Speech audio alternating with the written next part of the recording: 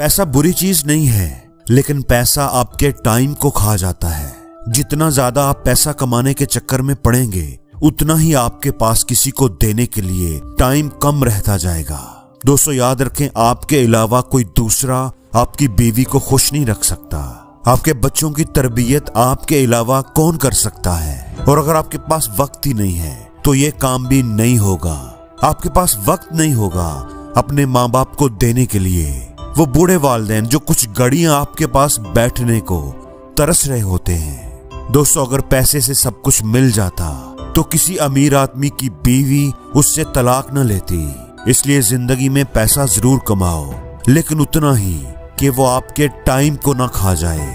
आपके पास पैसा जरूर होना चाहिए, लेकिन अपनी फैमिली को, अपने घर वालों को, अपने वालिदैन को देने के लिए आपके पास टाइम भी होना चाहिए, वरना आप कभी खुश नहीं रह